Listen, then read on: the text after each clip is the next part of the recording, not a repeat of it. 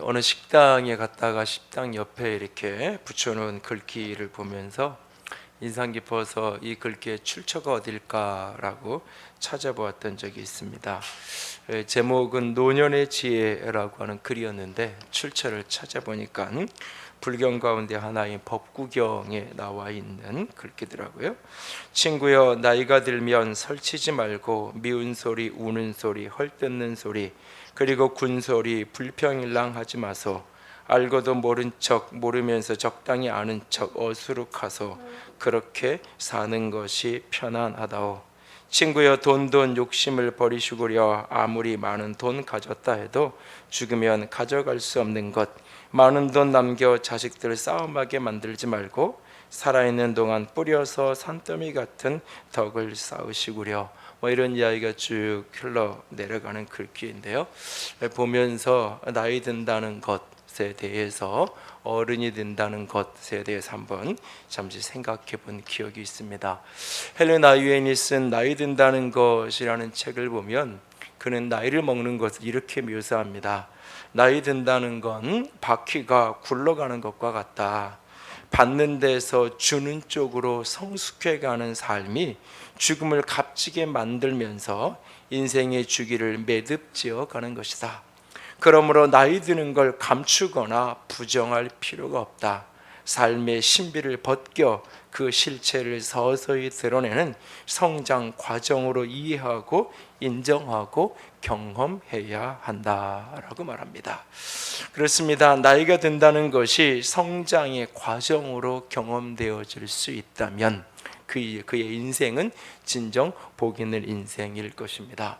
나이를 들면서 입은 닫고 주머니를 열어야 할 일이 점점 늘어만 가는 것을 경험하게 됩니다.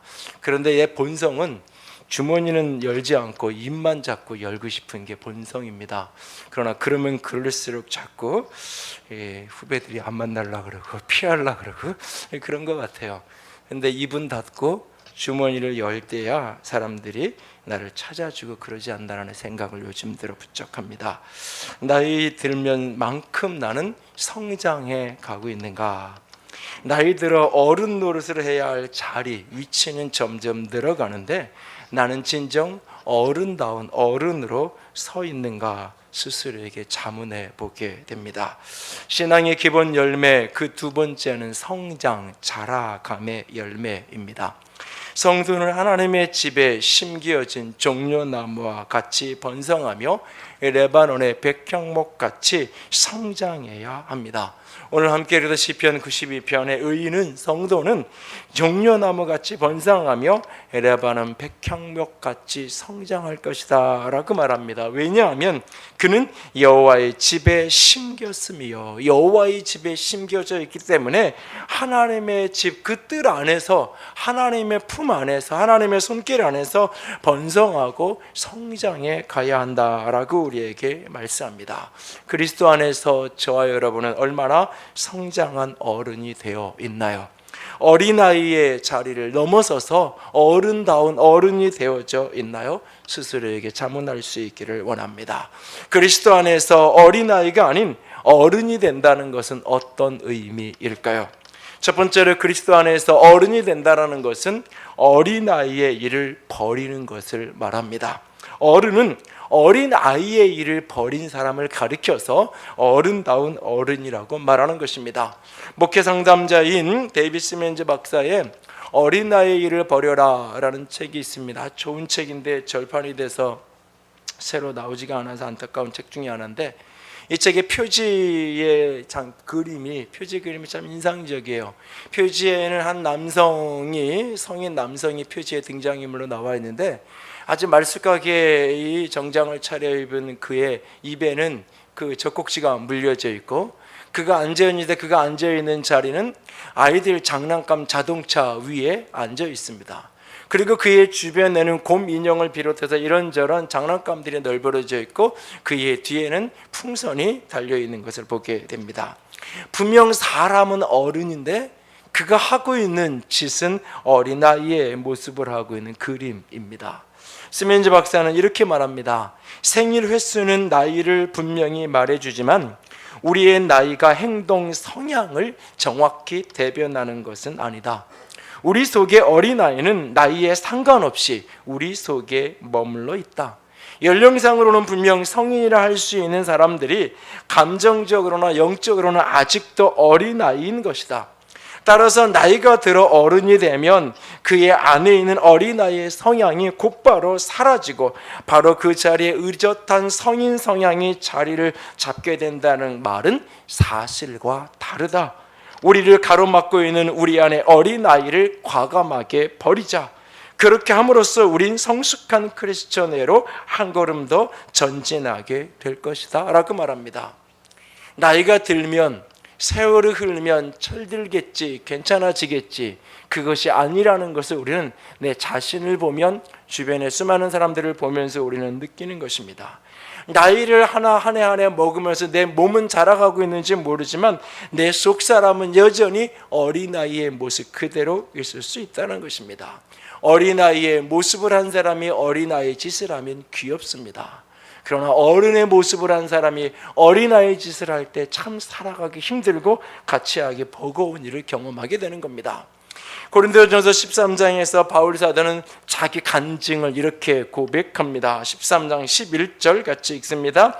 내가 어렸을 때는 말하는 것이 어린아이와 같고 깨닫는 것이 어린아이 같고 생각하는 것이 어린아이와 같다가 장성한 사람이 되어서는 어린아이의 일을 버렸노라. 참 이게 너무너무나 당연한 말씀인데 참 많은 생각을 하게 만들어요. 어린아이 때는 말하는 것이 어린아이 같고 깨닫는 것이 어린아이 같고 생각하는 것이 어린아이 같다가 정상이잖아요. 어릴 때 어린아이 같이 말하고 어린아이 같이 깨닫고 어린아이 같이 생각하는 거 자연스러운 거잖아요. 그리고 내가 이제는 장성한 사람이 되어서는 나는 어린아이의 일을 버렸다라고 말하고 있어요. 여기에서 질문은 그거죠. 장성한 사람이 되었음에도 불구하고 어린아이의 일을 버리지 못한 사람, 그런 사람이 우리 속에 얼마든지 존재할 수 있다는 거예요. 여기서 어린아이의 일을 버렸다, 어린아이 때는 어린아이처럼 말하고 깨닫고 생각했다라고 말할 때 이 어린아이 같다라는 것에 무슨 의미일까요? 우리가 어떤 사람을 보면서 왜 이렇게 당신은 나이값을 못하냐고, 이제는 좀 어른이 되었으면 어른같이 행동을 하고 어른같이 말하고 어른같이 생각을 해야지, 왜 아직까지도 그렇게 어린아이처럼 그렇게 철없이 그렇게 생각하고 그렇게 말하냐고 내가 누군가한테 이야기할 때 어떤 모습 때문에 그 사람의 그 목소리 톤 때문에 말하는 뭐 이렇게 성향의 말의 이렇게 음성의 색깔 때문에 그러는 걸까요? 결코 그렇지 않을 거예요. 누군가에게 내가 그렇게 말할 때는 그 중심을 껍질을 벗기고 들어가면 가장 핵심적인 이야기가 무슨 얘기냐면 너는 왜 너밖에 생각 못하니? 이 이야기예요. 너는 왜 네 생각밖에 못하니? 그러니까 왜 그냥 하고 싶은 대로 말하고 싶은 대로 생각나는 대로 생각 없이 네 말 때문에 주변 사람들이 상처받고 힘들어할 거 하나도 생각 안 하고 왜 네 맘대로 그렇게 하고 싶은 말 맘대로 하니? 왜 생각하는 거 다 자기 위주로 내 위주로만 그렇게 판단하고 생각하고 있니? 왜 주변을 살필 줄 모르니? 어린아이 시절에 생각하고 말하고 깨닫는 것이 어린아이 같다라고 말할 때 그 어린아이 같다는 말은 자기 중심성에 사로잡혀 있는 거예요. 어린아이의 가장 독특한 특성은 나밖에 모르는 거예요. 엄마의 형편이 상관이 없어요. 이렇게 좀 예배당을 이렇게 나왔으면, 예배 드리러 딱 왔으면 얌전히 좀 있으면 좋잖아요. 근데 꼭 예배 다 드리려고 왔는데 볼일 보잖아요, 아이들이. 맛있는 음식점에 오늘은 좀 이렇게 옷도 좀 차려입고 가서 음식을 좀 먹어보려고 갔는데 꼭 사고를 치잖아요. 다른 사람에 대한 배려와 생각이 없는 거예요. 자기 하고 싶은 대로 할 수밖에 없는 게 어린아이예요. 그래서 어린아이의 성향의 핵심은 자기 중심성이에요. 철이 든다는 것, 그것은 바로 다른 사람을 조금 생각하기 시작하는 거예요. 아이가 부모를 생각하기 시작하고 동생을 생각하고 누나를 생각하고 우리 아이가 철이 드네? 라고 말하는 거죠. 근데 이게 참 어렵잖아요. 그래서 철들자 망령이라는 말이 있는 거잖아요. 철드는 게 그렇게 어려운 거예요. 자기 중심성을 극복하는 게 그렇게 어려운 거예요. 아이스크림 하나를 놓고 그거를 서로 먹겠다고 싸우고 있는 아빠와 아들을 쳐다보는 부인은 옆에 앉아서 저 남자가 도대체 나이가 몇 살인데 애하고 저 아이스크림 하나를 놓고 저 신랑 일을 하고 있고 자기 아이스크림 애가 먹었다가 삐쳐가지고 저러고 있는지 속이 터질 때가 있죠. 도대체 언제 저 사람이 철을 들려나 그럴 때가 있잖아요. 없나요? 자기 중심성, 그 핵심 뭐예요? 아이스크림이 문제가 아닌 거예요. 자기 생각을 하는 거예요. 근데 철이 들면, 어른이 되면 내가 먹고 싶지만 내 옆에 있는 다른 사람, 나보다 더 그것을 갈망하는 사람이 있고 원하는 사람이 있으면 넉넉하게 그것을 내어줄 수 있는 자기 자신을 부인하는 실력, 그것이 어른이 되는 모습인 거죠. 어린아이의 일을 버려라, 이 자기중심성 좀 극복되어진 그런 삶을 살아라, 이 이야기를 하고 있는 거예요. 그런데 이게 자연스럽게 안 되는 거예요. 그래서 이게 버려라, 버렸노라, 이 버리라는 이 표현은 아주 그 헬라어 원문 아주 강한 부정의 표현이에요. 그냥 버린다, 떨어진다 이런 정도의 번역이 아니라 절연한다, 끊어낸다, 절단한다, 그런 의미의 단어예요. 시간이 흘러서 가을이 되면 지금 우리 계절에 이렇게 푸르른 나뭇잎들이 다 단풍이 들고 결국은 낙엽이 돼서 다 떨어지잖아요. 시간이 가면 그렇게 저럭저럭 떨어지는 것처럼 내 속에 있는 어린아이 같은 모습들이 세월이 흐르면, 내가 나이를 먹으면 저절로 그게 이렇게 떨어지면, 내가 이렇게 남자들을 이야기로는 군대 갔다 오면 정신 차려지면, 그냥 내가 결혼해서 아이 낳고 이렇게 부모가 되고 나면 정신 차려지고 그것이 자연스럽게 어린아이 모습이 내게서 떨어져 가면 참 좋겠는데 그와 같지 않다는 거예요. 내가 각오를 하고 결단을 하고 내가 성장한 사람이 되었기 때문에 어린아이 쪽에는 내가 어린아이처럼 말하고 깨닫고 생각했지만 장성한 사람이 되었기 때문에 나는 어린아이를 결단하고 끊어내고 나는 그것을 버렸다라고 고백을 사도 바울이 하고 있는 거예요. 여러분은 진정 말하는 것에서, 깨닫는 것에서, 생각하는 것에서 어린아이의 모습을 버렸나요? 상황과 형편과 상대방에 대한 배려는 전혀 없이 내 하고 싶은 대로, 그냥 내 원하는 대로, 나 화나면 화난다고 표현하고 싫으면 싫다고 그대로 말하고 불평거리 생기면 불평하고 원망하고 저주하고 내 그냥 말대로, 내 감정과 느낌대로 그대로 여전히 말하며 살아가고 있지 않나요? 깨닫는 건 누구 말을 듣고 깨닫고 해석하는 건 지극히 자기중심적이에요. 그래서 나한테 칭찬하고 잘한다는 말은 다 좋지만 나한테 조금만 부정적인 얘기하면 듣기 싫고 보기 싫고, 깨닫는 것이 어떤 설교든 어떤 말이든 다 깨닫는 거 자기중심적으로 깨닫는. 여러분 아이들하고 집에 앉아서요, 소파에 앉아서 아무리 애들한테 너 핸드폰 이렇게, 우리 집에 가면 소파에 앉아서 안 보이는 자리가 있어요. 둘째가 안 보이는 자리가. 다 거기에 숨어서 핸드폰을 하는데 뭐 하는지 알죠? 뭐 하냐 물어요. 좋게 말을 해도 대답을 안 해요. 크게 소리 질러야 한마디 해요. 그런데 제가 앉아서 그냥 아이스크림 먹을래? 한마디 하면요, 그래! 그리고 뛰어나와요. 자기 중심으로 듣는 거예요. 듣고 싶은 것만 듣는 거예요. 아직은 어리니까. 생각하는 것이, 머릿속에 생각하고 사고하고 꿈꾸는 것이, 어린아이는 자기 생각, 내가 배고프면 먹을 생각하는 거, 내가 놀고 싶으면 자기 생각만 하는 거예요. 그 문제가 어떻게 다른 사람에게 영향이 갈지, 내가 그렇게 행동하면 그것이 앞과 뒤에 어떤 일이 있을지 생각하지 않는 거예요. 어린아이니까. 여러분은 그것을 버렸나요? 진정 내 삶에서 어린아이처럼 때처럼 말하고 깨닫고 생각하는 것이 끊어지는 축복이 있기를 원합니다. 여러분 고린도전서 13장이 무슨 장이라 그래요? 사랑장이라고 이야기하잖아요.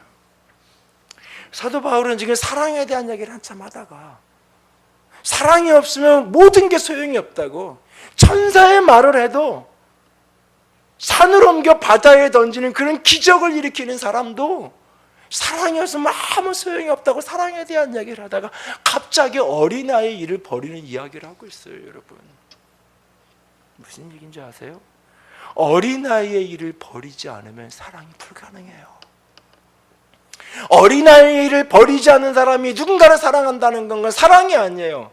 나를 위한 사람을 찾는 거예요. 나를 사랑해 줄 사람을 찾는 거죠.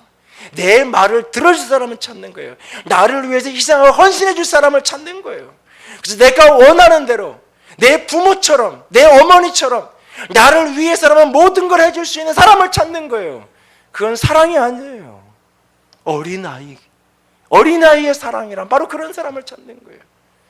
그 사랑은 오래 참는 거고, 사랑은 온유한 거고, 사랑은 시기하지 않는 거고, 사랑은 자랑하지 않고 교만하지 않고 무례히 행동하지 않고, 사랑은 자기의 유익을 구하지 않고 성내지 않고 악감으로 생각하지 아니하고, 불의를 기뻐하지 아니하고 진리와 함께 기뻐하고, 모든 것을 참고 모든 것을 믿고 모든 것을 바라고 모든 것을 견디는 것, 이거는 어린아이를 버린 사람만이 이 사랑을 할 수 있는 거예요. 우리는 누구나 다 사랑하고 싶은 사람이에요. 누구나 다 우리가 사랑 많은 사람이라는 소리를 듣고 싶어요. 인생의 노년에 후배들에게, 제자들에게, 누군가에게, 자녀들에게 사랑 많은 분이었다라고, 그분은 참 사랑이 많으신 분이었다라고 이야기를 들을 수 있다라면, 그렇게 회상되어지고 기억될 수 있다라면 행복한 인생일 거예요. 우리는 누구나 다 그런 사람이고 싶어요. 근데 그게 안 돼요. 왜? 어린아이를 버리지 않으니까. 몸은 어른이 되었으면 여전히 내 중심적이니까.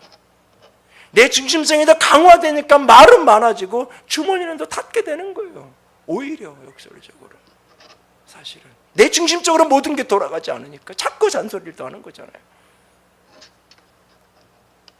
어린아이의 일을 버림으로 장성한 자로 살아갈 수 있기를 원합니다. 이철원 선생님의 못난이 만두 이야기를 보면, 그 어느 허름한 날 만두집에 해질 무렵에 아버지를 여의고 병든 엄마랑 사는 그 한 아이가 드르르 만두집 문을 열고 들어오면, 만두집 아저씨가 이 만두 오늘 터진 게 10개밖에 없네, 미안하네, 내가 이렇게 조금 데워줄게, 만두는 따뜻해야 맛있어. 그러면서 그 터진 만두를 데워가지고 아이에게 주면서 내일 또 와라. 그 이야기를 쭉 이야기체로 서술하고는 그 끝마무리에 이철원 선생님은 이렇게 글을 이어가요.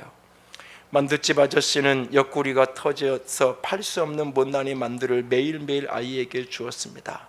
아빠를 여의고 병든 엄마와 함께 사는 아이에게 주려고 만두집 아저씨는 매일매일 못난이 만두를 만들었습니다. 만두 옆구리를 2번, 3번 일부러 꼬집어서 못난이 만두를 만들었습니다.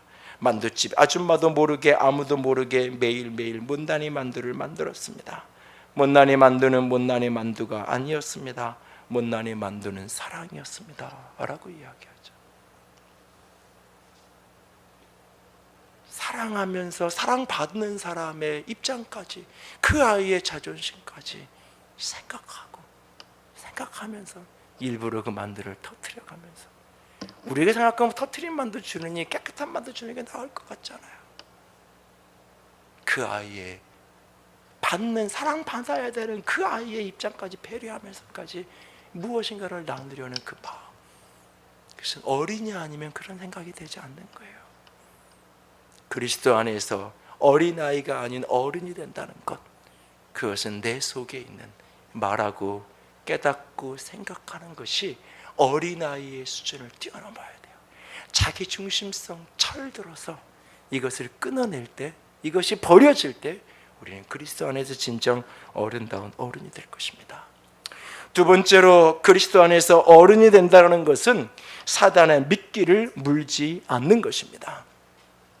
사단이 우리를 향해서 쳐놓은 미끼를 물지 않을 수 있는 그것이 어른이에요.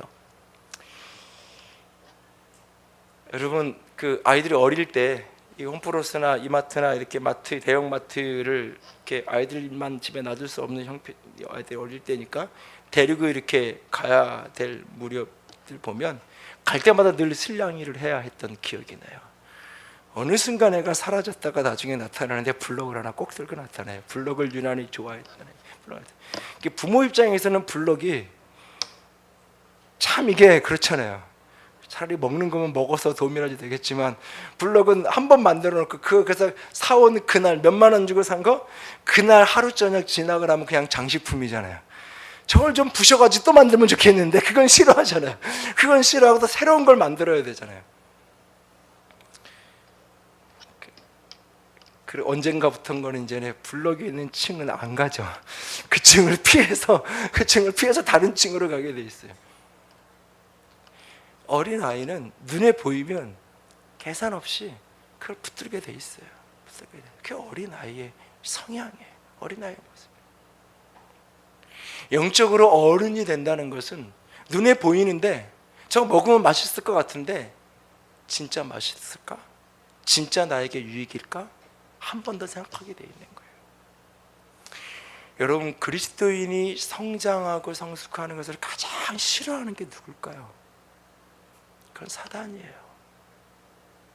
사단이 가장 싫어하는 것은 우리가 예수를 믿는 거예요. 하나님의 자녀가 되는 거예요. 근데 그걸 사단이 못 막았어요. 내가 예수를 믿었고 거듭났고 하나님의 자녀가 됐어요.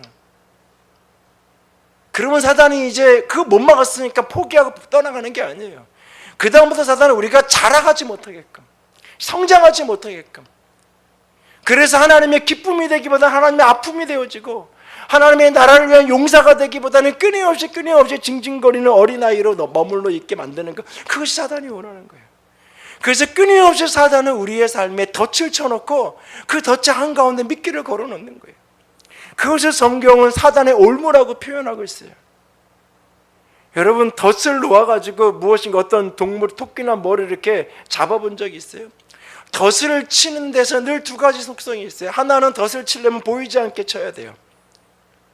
덫인지 아닌지를 모르게 만들어놔야 돼요. 또 하나는 그 덫에는 중간에 늘 치명적인 미끼를 걸어놓는 거예요. 가장 좋아할 만한 미끼를 걸어놓은 거예요. 그래서 그 미끼를 무는 순간 덫에 딱 걸릴 수 있도록 만들어 놓는 거예요. 우리의 삶에 사단이 덫을 치는데 그냥 아무렇게나 우리 누구나 다 알 수 있게끔 덫을 치는 게 아니에요. 아무도 이게 덫인지 모르게, 아무도 모르게.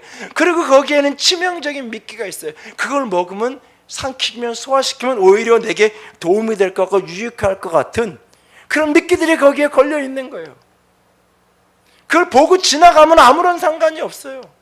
덫 안에 들어갔다가도 미끼를 물지 않고 쳐다보고 다시 빠져나오면 아무런 소용이 없어요. 그것을 무는 순간 문제가 생기는 거예요. 존 비비어가 쓴 그 시련 그리고 영적 성장이라는 책이 있어요. 저는 이 제목이 더 마음에 드는데 이 제목이 안 좋아서 책이 덜 팔렸는데 최근에 제목이 바뀌어서 재판이 나왔는데 존 비비어의 관계 이렇게 나온 책이 있어요. 이 책의 영어 원문은 원 제목은 뭐냐? 사단의 미끼라고 하는 제목이에요.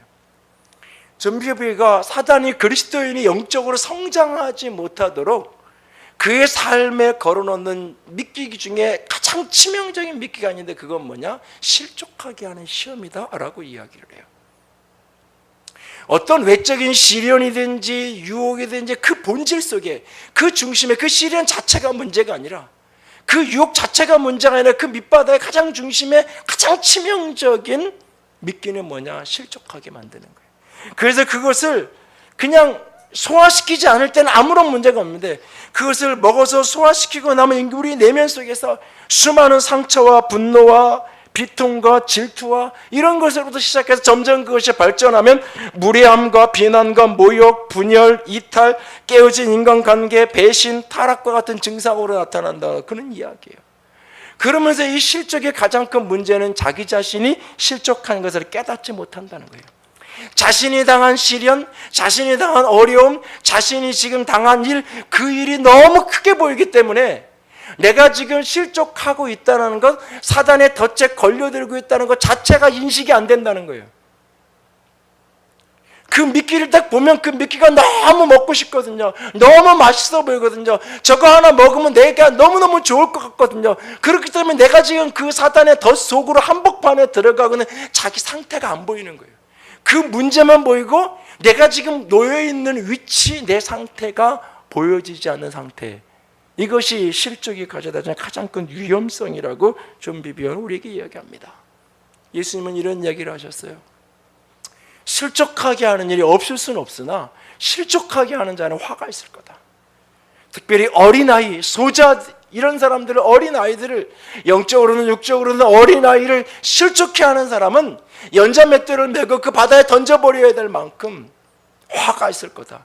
그러면서 누군가를 실족하게 하는 것에 대해서 굉장히 엄하게 꾸짖으세요. 경고하세요. 동시에 예수님은 뭐라고 얘기하냐면 나 때문에 실족하지 않는 사람이 복이 있다라고 말해요. 누군가가 나 때문에 실족할 수 있다면 그것이 아무리 옳은 일이라도 때로는 포기할 수 있어야 돼요. 바울이 그랬죠. 나는 고기 먹는 거 얼마든지 자유로운 일이지만 누군가가 내가 제우스 신전에 제사 드렸던 그 고기를 먹는 것 때문에 누군가가 실족할 수 있다면 나는 누군가에게 그것이 걸림이 될 수 있다면 나는 평생을 나는 고기를 안 먹을 수 있다고 얘기하고 있어요. 그게 옳고 그르냐, 영적으로 신앙이 어떤 의미냐 관계없이 나 때문에 실족할 수 있다면 난 고기 평생 안 먹고 살 수 있다. 아니 그렇게 살겠다라고 결단을 하고 있어요.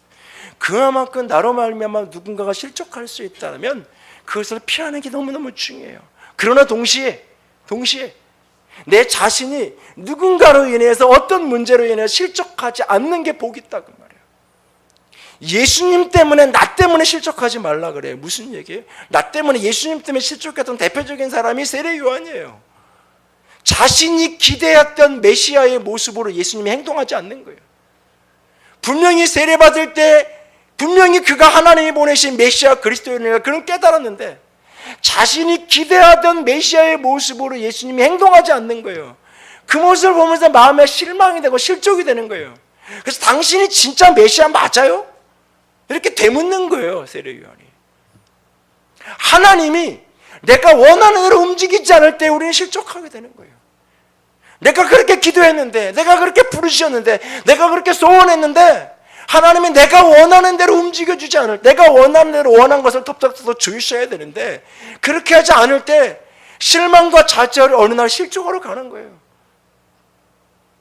그냥 믿음 생활이라는 것은 교회 안에서만 그냥 일주일에 한 번씩 예배드리고 이렇게만 요것만 신앙생활과 관련된 거고 요거 잘하면 되는 거고 신앙으로 내가 해야 될 의무 어느 정도 내 책임하면 되는 거고 세상은 세상의 방식대로 인간의 방식대로 사람의 방식대로 그렇게 살아야 성공하고 그렇게 살아야 능력 있는 사람이 되는 거야. 하나님이 내가 신앙적 방법으로 살았는데 하나님이 나에게 성공을 주지 않을 때 그렇게 이중적이 되는 거죠. 그 중심에 뭐가 있어요? 실족이 있는 거예요. 하나님에 대한 실망, 하나님에 대한 실족하는 모습. 나 때문에 실족하지 않는 사람이 복 있는 사람이라고까지 예수님이 말씀하고 계세요. 사단은 그 실족이라는 미끼로 우리를 끊임없이 요동하고 흔들리게 하기 원해요. 에베소서 4장 14절 볼까요? 같이 읽습니다. 이는 우리가 이제부터 어린아이가 되지 아니하여 사람의 속임수와 간사한 유혹에 빠져 온갖 교훈의 풍조에 밀려 요동하지 않게 하려 함이라. 어린아이가 되지 않아서 사람의 속임수와 간사한 유혹에 빠져 요동하지 않는다. 어린아이란 다시 무슨 얘기예요?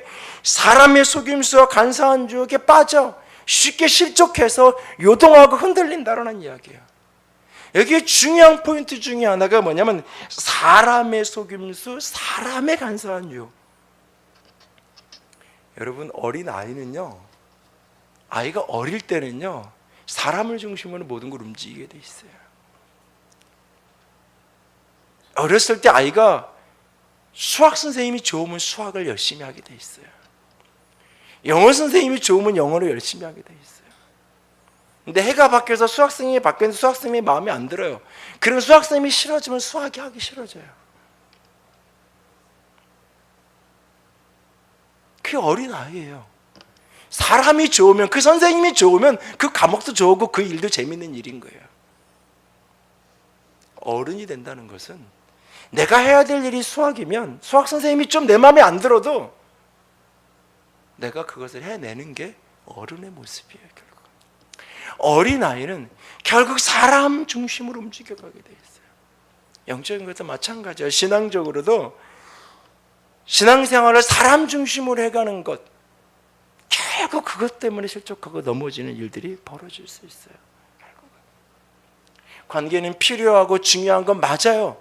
그러나 그것이 내 성장에, 어린아이 때는 분명히 그것이 필요하지만 성장에 가면서도 여전히 사람 중심으로 묶여 있을 때 나는 성장하지 못하는 어린아이의 실수를 자꾸 반복할 수밖에 없는 거예요. 샘터장이 내 마음에 드니까 나는 얼마든지 그 자리에 머물러 있어. 근데 샘터장이 내 마음에 안 드니까 그 다음부터는 샘터 안 가. 그게 바로 어린아이의 모습이에요. 샘터원이 그러면 바꿔줘요. 어린아이니까. 샘터장이 나는 저 사람 싫어서 못 해먹겠다고 얘기해요. 속 터지는 거야. 어떻게 해야 될지, 이걸 어떻게 해야 될지. 그럼 내가 깨닫는 거죠. 아, 어른을 샘터장을 시켜 있어야 되는데 어린아이를 내가 시켰구나. 그러니까 어린아이 수준에 맞춰줘야지. 바꿔주는 거예요. 또 그런 깨달음을 한번 가지면서. 여러분, 목회자를 존중하고 귀히 여기고 그 가르침을 소중히 여기는 것은 맞아요. 그렇게 하셔야 돼요. 그러나 목회자를 중심으로 신앙을 하는 것은 위험한 일일 수 있어요. 왜? 목회자도 사람이에요.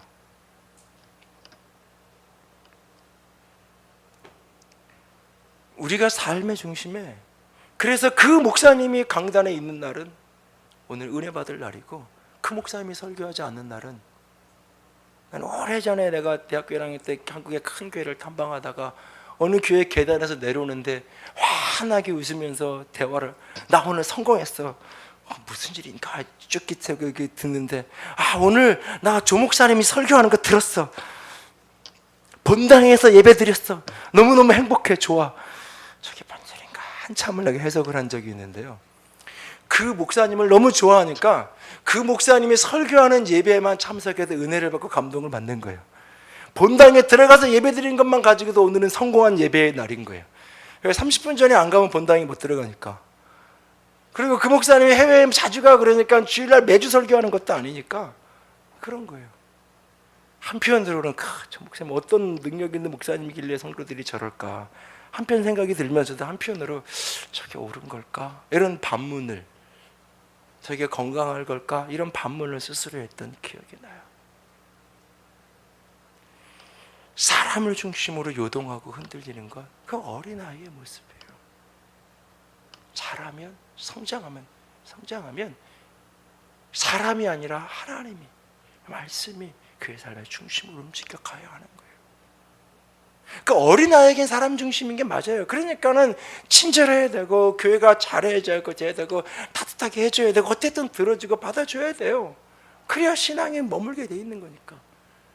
근데 아무리 잘하도, 그러면 세월이 아무리 흘러도 여전히 교회 생활을 하늘께 10년 넘게 신앙생활을 한 사람이 여전히 누군가가 나를 따뜻하게 받아주지 않고, 누군가가 나에게 인사를 안 해주고, 그래서 이 교회는 차갑고, 도대체 뭔 소리를 하는 거예요 지금. 교회 1, 2년 된 사람이 그런 얘기를 하면 이해가 돼요. 잘못한 게 있어요. 더 해줘야 돼요.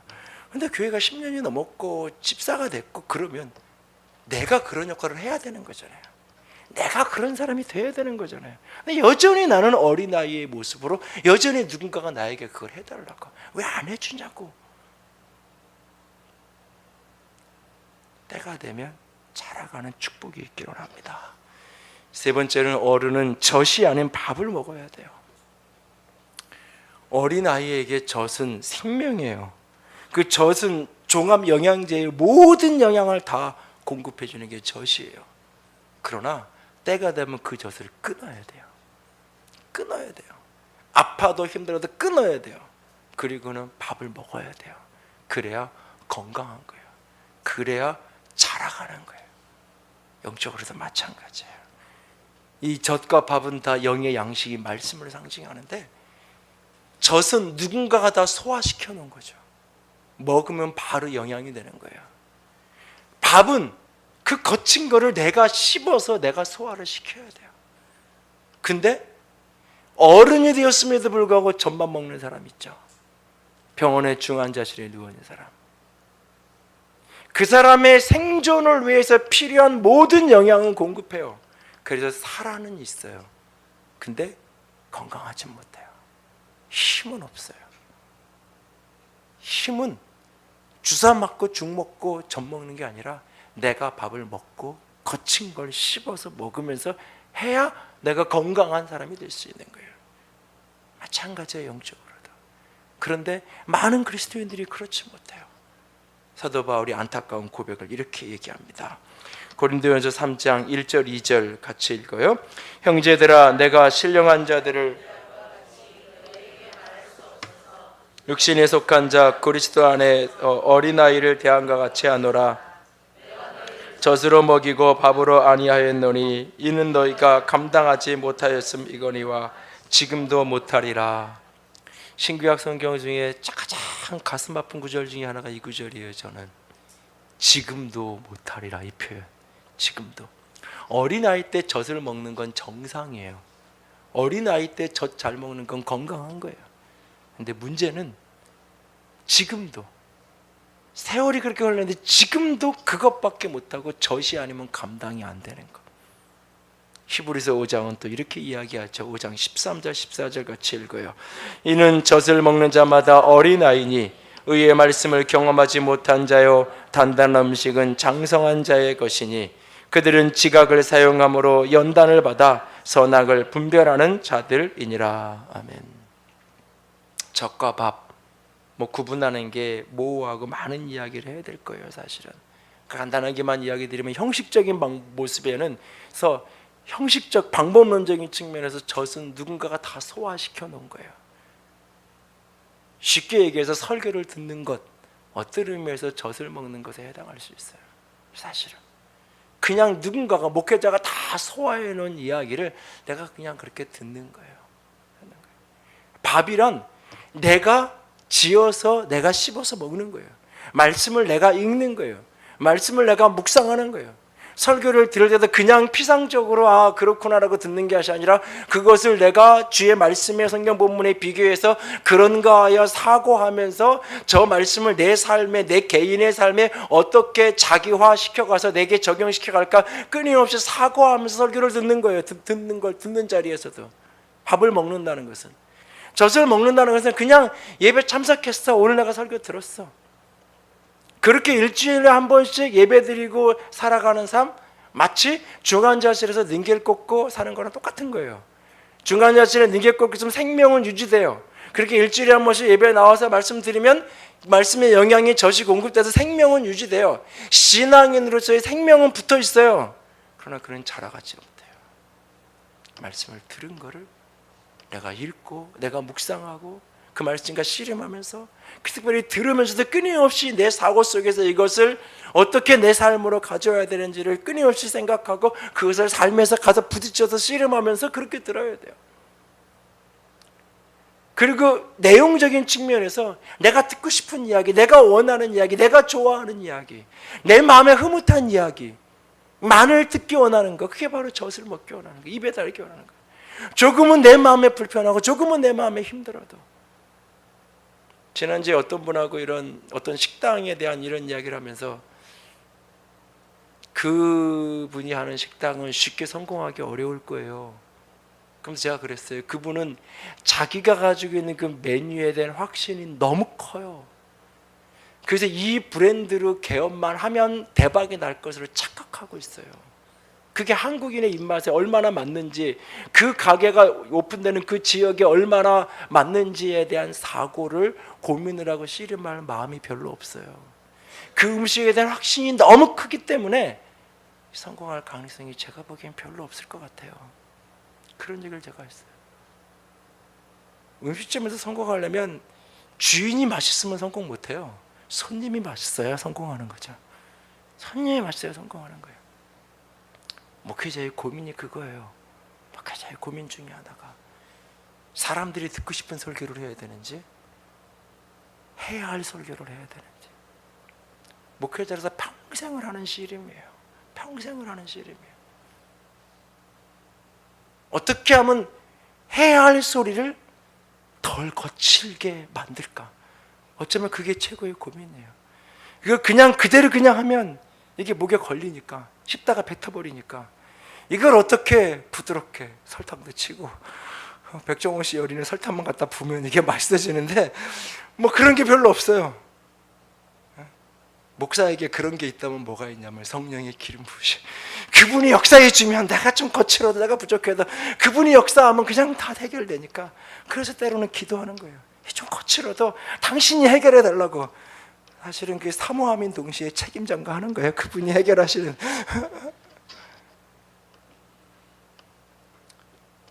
형식 방법의 측면에서 내가 먹을 수 있어야 돼. 밥을 먹어야 돼요. 내용의 측면에서 때로는. 그래서 시편, 잠언 어릴 때는 즐겨 읽어야 돼요. 요한복음 어릴 때는 즐겨 읽어야 돼요. 영적으로 성숙하고 어른이 되어서는 때로는 레위기도 읽고 이사야서도 읽고 에스겔서도 읽고 때로는 조금 어려운 책도 읽어내면서 그 속에서 영적인 진리를 캐내기도 하고 그러면서 영적으로 성장하고 자라가는 거예요. 저는 저 여러분이 우리 모두가 그리스도 안에서 장성한 자가 될 수 있기를 원합니다. 하늘의 교회를 놓고 기도하는 소중한 제목 중에 하나는 하나님 교회 안에 어른이 많아지게 해주세요. 어른다운 어른이 많아지게 해주세요. 세월이 흘러서 나이가 들어서 어른이 된 게 아니라 그분이 한마디 하면 새겨들을 줄 있는 교인들이, 사람들이 저분이 저런 이야기를 했으면 이유가 있을 거야. 저분은 자기 중심으로, 자기 이익을 중심으로 말하는 사람 아닌데 저분이 그런 말 했으면 한 번 더 생각해 봐야 돼.